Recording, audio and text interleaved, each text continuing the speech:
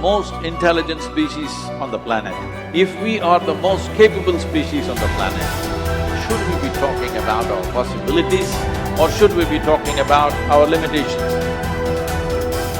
You are the sum total of all of the choices that you've made up until now. And anything about yourself or your life that you don't like or isn't working or is mobilizing you is to be looked at in terms of, can I grow?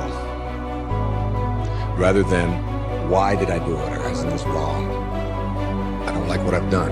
I don't like the fact that I can't do this well, or I can't do that well. So I will list these things in my own repertoire, and then I will be constantly trying to repair those deficiencies, always assuming that I'm deficient, that there's something wrong with me, and I'm trying to fix it. And when you do that, you spend your whole life doing that. But in order to be the winner you were born to be, you must plan to win, you've got to prepare to win, and you must expect to win. And if you don't plan to win, and if you don't prepare to win, then you have no legitimate reason for expecting to win.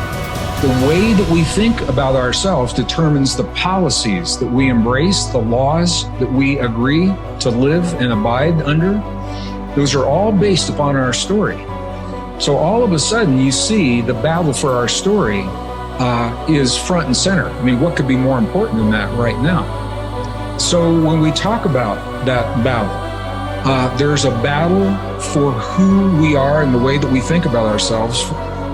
You are creators who have come into this environment for the details that it evokes from you.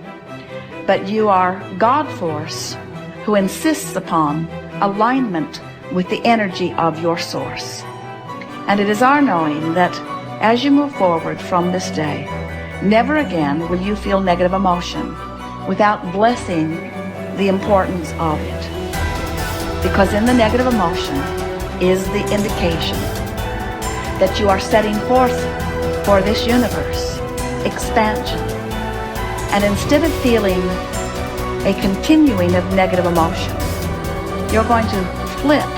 You're going to take the bounce. You're going to feel the solution that your problem has pointed. So then as you begin to think about a new possibility, and your brain begins to fire in new sequences and new patterns and new combinations, and you begin to plan your behaviors, and you begin to review in your mind, mentally rehearse who you're going to be in your life, the mere action of mental rehearsal begins to install the neurological circuits in your brain. Now your brain is no longer a record of the past. Now it's in fact a map to the future. And if you were then to begin to emotionally embrace your future before it's made manifest, in other words, you're not waiting for your healing to feel wholeness. You're not waiting for your new relationship to feel love. You're not waiting for the mystical moment to feel awe. You're not waiting for your success to feel empowered. That's the old model of reality of cause and effect. Many of you, as I have been, as I am, are where you are in your life based upon what you believe. And it's not just what you think you believe on the surface, it's also your shadow beliefs that are holding you back from moving into the life that you believe you deserve. What I know is if you're not looking at the shadows, if you're not looking at what is subconsciously running through the tape in your mind, telling yourself you're not good enough, you're not worthy enough, you're not smart enough, you're not enough, which is a tape that's playing for a lot of people.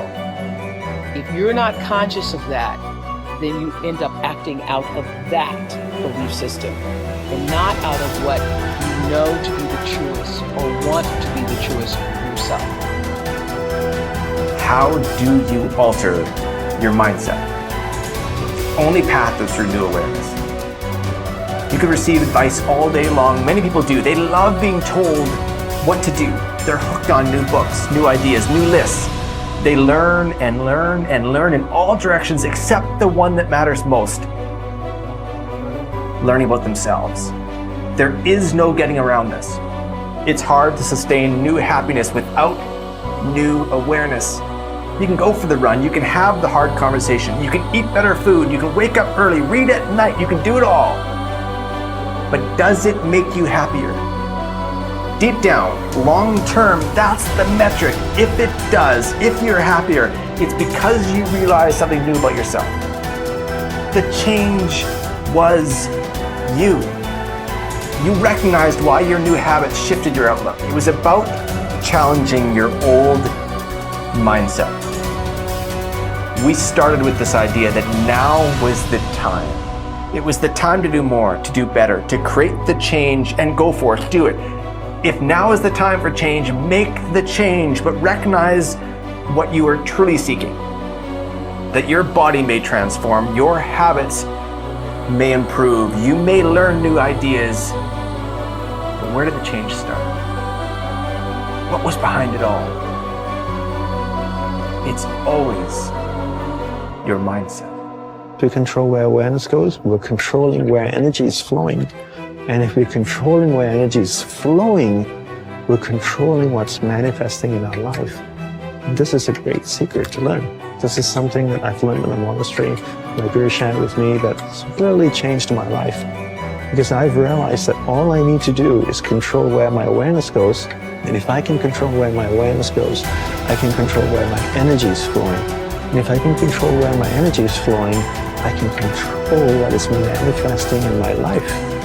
And therefore I can even choose to create positive things in my life or negative things in my life. If you want to enjoy self-confidence on the outside, you must practice complete integrity on the inside. The foundation of self-confidence is for you to live your life consistent with your innermost values and principles, while thinking and acting in harmony with your highest aspirations. Men and women with the most solid self-confidence are those who are absolutely clear about what it is they believe to be right and good and worthwhile, and who live their lives consistent with these values. Everything they do or say is an expression of their innermost convictions. Your whole world can fall down around you, but as long as you know that you are doing the right thing, you will have a deep inner sense of calm that will manifest itself in an attitude of confidence and self-assurance in any situation. You will have many ups and downs in life. But what is most important is that you remain true to yourself. Your true values are only expressed in your actions, in what you do. You can tell what you truly believe by observing what you do in any situation in which you have to make a choice, especially when you are under stress and pulled in two directions at once, with opposing demands or responsibilities. This is when your true values are revealed. The action that you take in any given situation will tell you which of your values is uppermost or whether you have any values at all. It is not what you say, hope, wish, or intend, but only what you do that counts. Your choices of the actions you take tell you unerringly who you really are. You can develop within yourself a superb set of values by acting as though you already had those values. You can develop integrity and courage and compassion and confidence by behaving as though you already had these qualities. The more you act the part, especially when you demonstrate these qualities under stress or when you feel like doing or saying something else, the more rapidly these qualities become a permanent part of your mental makeup. The more you practice good values, the more rapidly you become a truly superior person. The keys to developing the unshakable self-confidence that will make everything else possible for you are self-control, self-mastery, and self-discipline. Self-confidence can come directly by behaving in a self-confident manner, but more often it comes indirectly by doing and saying the things and practicing the behaviors that lead to self-confidence. The most important self-development behavior is living consistently with your highest values at every opportunity. Appreciate how special you are. There will never be anyone exactly like you. You were given special gifts and talents to share with the world.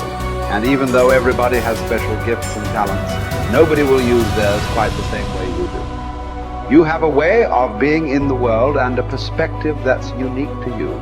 You are the only one who thinks your thoughts the way you think them. You have created your own unique reality and are living your life according to your own unique path. You are the only you that will ever be. You're kind of a big deal.